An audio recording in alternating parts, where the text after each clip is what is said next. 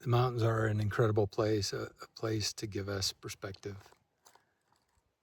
a place where we can find the stillness that seems to elude us in the running about in the cities and the streets. The quietness here that is so restful and peaceful, calming,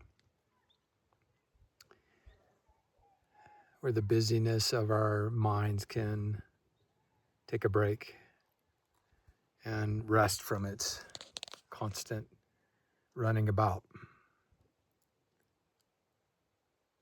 The city is a reflection of the chaotic mind, the mind running and creating and doing and building and moving here and moving there and going and stopping and going and stopping, consuming, endlessly consuming. There is no end to it. And in this place, we can rest for a moment and see the reflection of the inner man in the mountains. That what is chaos in the mind, there's also a stillness within us, a stillness that is strong and bold. It's powerful. It's eternal. It always remains. It stays here constantly waiting, beckoning us into it again and again and again. And in that place, this is where we find our rest. This is where we connect with God. The mountains just being really a metaphor. But what an elaborate metaphor it is. So incredibly beautiful and still and calm. And you can breathe. The air is cleaner, pure. You can think straight. You can sleep better. It's all metaphor. And when we enter those places in our mind, that is the mountains of stillness, quiet, this is where we discover our rest from anxiety, from worry, from the chaotic mind that always wants to be doing something, always wants to be busy, always is concerned about tomorrow, always has something else to create and build and design and accomplish and overcome, and creating problems so we can solve the problems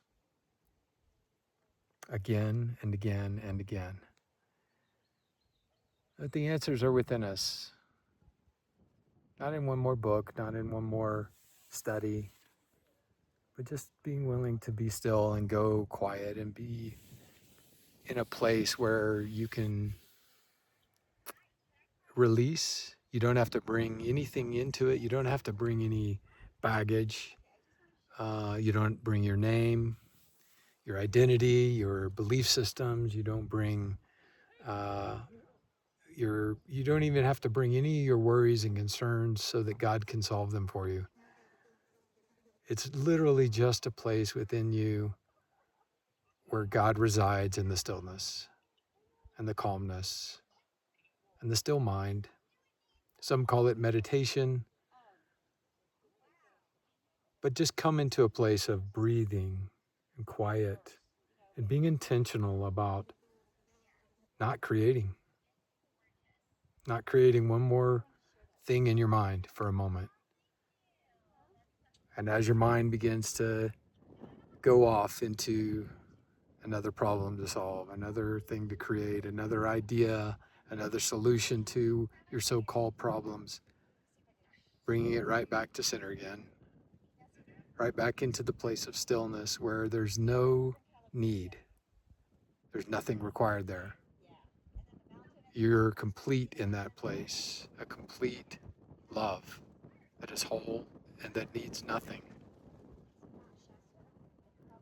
And it allows you to go out then into your external and not need anything from anyone. In the fullness of love that you are, in the truest essence that you are, there's no need. Love is complete. Love doesn't need a name. Love doesn't need to be worshiped. Love is complete. And we can tap into that place and offer that back to the world around us and be able to love without expecting anything back, to give without expecting anything in return. And what liberty that is, to give freely, removing the need for exchange. That if I give you something, if I offer you something, I expect something back in return. And we bring this idea of exchange into every relationship, with our parents, with our spouse, with our children, with our friends, with our business partners, with the strangers on the street corner. It is always exchange. What would it look like to be so free, so liberated in your knowing of who you are,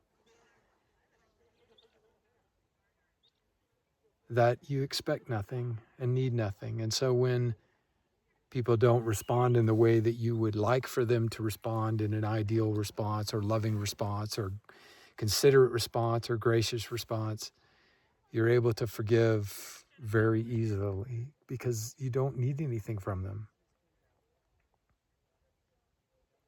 This is what Jesus was teaching.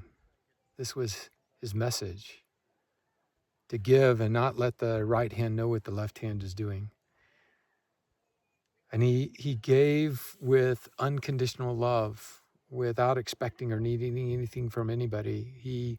He saw the masses, and he felt sorrow that they were like sheep without a shepherd. And he spoke in parables because he knew that many would interpret what he was saying through an egoic mind, through the lower mind, through the chaotic mind. And to interpret these understandings, this eternal wisdom of higher consciousness that brings us into this state of peace and joy, can't be interpreted by the egoic mind. Because the egoic mind is going to take everything that is said and make it into a law or a religion or a teaching or a lesson or a tape series. But there's an embodiment of the love and the message of what Jesus was teaching that is known within us. So the teachings just bring confusion over and over again. This teaching and that teaching. You must do this, you must do that. You must believe this, you must believe that. This is what Jesus said. No, this is what Jesus said. No, this is what Jesus said. And therefore we have thousands and thousands of Christian religions, denominations, and sects that bring nothing but further division, because it is all being interpreted through the ego. My friend, to die to self, as Jesus taught, is to enter into that place where we bypass all the workings of the ego and all the things that it wants to do and all the things that it wants to accomplish. And we go into that place of stillness and quiet. And this is where we can hear from God. This is where we can enter into rest. This is where we find peace and the joy that is always within us. So it's not here. It's not learning something new. It's about letting go of what you already know and coming with nothing and needing nothing. There's nothing to create here, and there's nothing more to do. There's nothing needed from you, nothing asked of you. Unconditional love from the most beloved of all, our Father, the one who designed us and created us, the one who made us. He loves us without condition. He loves us eternally, no matter what we've done, no matter where we've been, no matter what explorations we've gone on to separate ourselves. He beckons us home. Come home. Come home and rest with me. There's no judgment here. The only judgment is what you've placed on yourself. Here you're free to just be loved and then to love. What a glorious story that we're being invited into, to let go of all our stories of our history, our traumas, our identities, our given names, to be the I am in the presence of the I am. We are the sons and daughters of God. It is very natural that we would be an absolute reflection of the one who created us and nothing less.